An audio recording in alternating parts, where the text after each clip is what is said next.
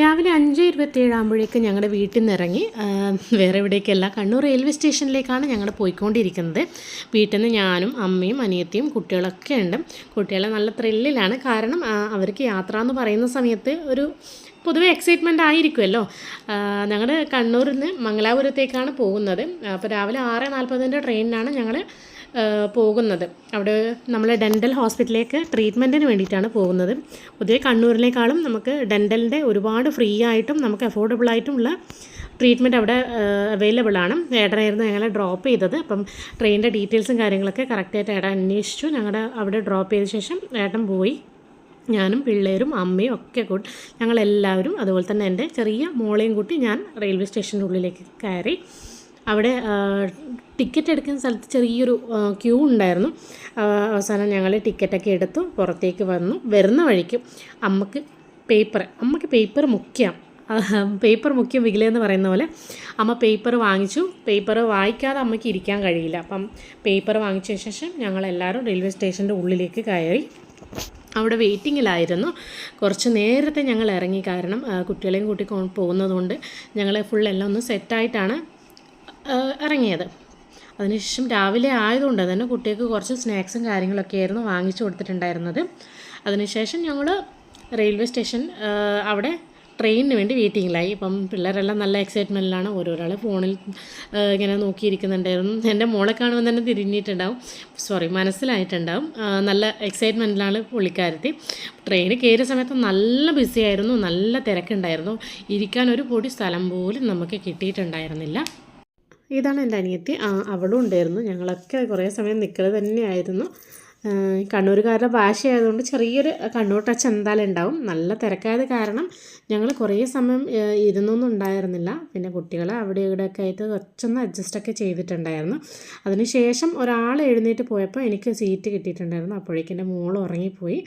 പിന്നെ കുട്ടികളൊക്കെ യാത്രയിലുള്ള ഒരു ത്രില്ലിങ്ങിലും വൈബ്സൊക്കെ ആയിരുന്നു. എല്ലാവരും വീഡിയോസ് എടുക്കുന്ന കണ്ടിട്ട് നല്ല സന്തോഷത്തോടെ നമ്മൾ ഇരിക്കുമായിരുന്നു. അപ്പോഴേക്കും ഞങ്ങൾ ഇറങ്ങേണ്ട ഉള്ളാല സ്റ്റേഷനെത്തി. ഇത്രയും പേര് അവിടെ ഹോസ്പിറ്റലിൽ കാണിക്കാനാണ്. മംഗലാപുരത്ത് പൊതുവെ ഹോസ്പിറ്റലിൽ ഫേമസ് ആണ്.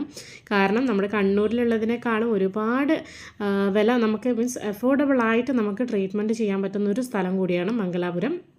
മംഗലാപുരത്തുള്ള ഹെഗ്ഡെ ഹോസ്പിറ്റലിൻ്റെ ഓപ്പോസിറ്റാണ് ഞങ്ങൾ പോകുന്ന ഡെൻ്റൽ ഹോസ്പിറ്റലുള്ളത്. ഞങ്ങൾ 2 ഓട്ടോറിക്ഷകളിലായിട്ടായിരുന്നു ഞങ്ങൾ അങ്ങോട്ടേക്ക് പോയിട്ടുണ്ടായിരുന്നത്. ഇതാണ് ഹെഗ്ഡെ ഹോസ്പിറ്റൽ. അതിൻ്റെ നിയർ തന്നെയാണ് വരുന്നത് dental hospital. SP Shetty dental ഹോസ്പിറ്റലാണ്. മീൻസ് ഇതൊരു ചാരിറ്റബിൾ ട്രസ്റ്റ് ആയതുകൊണ്ടാണ് നമുക്ക് അഫോർഡബിളായിട്ട് തന്നെ ഇവിടെ ട്രീറ്റ്മെൻറ്റ് ചെയ്യാൻ സാധിക്കുന്നത്. മോള് മുമ്പേ പോയിട്ടുണ്ടായിരുന്നു. അപ്പോൾ ഞാൻ മുമ്പേ ട്രീറ്റ്മെൻറ്റ് ചെയ്തതുകൊണ്ട് എനിക്ക് പുതിയ OPൻ്റെ ആവശ്യം ഉണ്ടായിരുന്നില്ല. പഴയ ഫയൽ എടുത്തിട്ട് ഞാൻ നേരെ മുൻപ് ട്രീറ്റ്മെൻറ്റ് ചെയ്ത അതേ ഫ്ലോറിൽ തന്നെ വന്നിട്ടുണ്ടായിരുന്നു. അവിടെ പോയതിന് ശേഷം ട്രീറ്റ്മെൻറ്റ് അവർ നമ്മുടെ ഫയലും കാര്യങ്ങളൊക്കെ നോക്കിയതിന് ശേഷം അവർ പറഞ്ഞു ഓക്കെ ഒരു പല്ല് എടുക്കാനുണ്ട്. അപ്പം ആ പല്ല് എടുക്കേണ്ട പ്രോസസ്സിലായിരുന്നു. അപ്പം ഇഞ്ചക്ഷൻ വെച്ചിട്ടുണ്ടായിരുന്നു. റൈറ്റ് സൈഡിലായിരുന്നു. റൈറ്റ് സൈഡിലെ മോൾ ഭാഗത്തുള്ള പല്ലായിരുന്നു എടുത്തിട്ടുണ്ടായിരുന്നത്. അപ്പം ഇഞ്ചക്ഷൻ വെച്ചത് കാരണം എനിക്ക് ഈ കണ്ണിൻ്റെ ഈ ഭാഗം മുതൽ ഏകദേശം എൻ്റെ ഈ മേൽചുണ്ടിൻ്റെ ഭാഗം വരെ മൊത്തത്തിലങ്ങ് ഫ്രീസായിട്ടാണ് ഉണ്ടായിരുന്നത്. മീൻസ് ലോക്കൽ അനസ്തേഷ്യ കൊടുത്തിട്ടായിരുന്നു ഉണ്ടായിരുന്നത്. കുറേ സമയം ഏകദേശം വൈകുന്നേരത്തോളം വരെ എനിക്ക് ഈ ഒരു ഭാഗം അങ്ങനെ അനങ്ങുന്നുണ്ടായിരുന്നില്ല. ഇപ്പുറത്തെ ഒരു ഭാഗം മാത്രമായിരുന്നു. നിങ്ങൾക്ക് ഞാനിപ്പോൾ ചിരിക്കുമ്പോൾ തന്നെ മനസ്സിലാകുന്നുണ്ടാവും.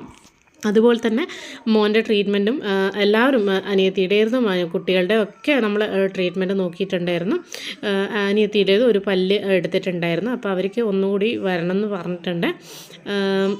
എല്ലാവരും എൻജോയ് ചെയ്യണം. മീൻസ് നമ്മുടെ ട്രീറ്റ്മെൻറ്റ് കഴിഞ്ഞ് ഞങ്ങൾ പോകാൻ വേണ്ടി റെഡി ആയിട്ടിരുന്നു. അപ്പം പോകുമ്പം ബസ്സിലായിരുന്നു.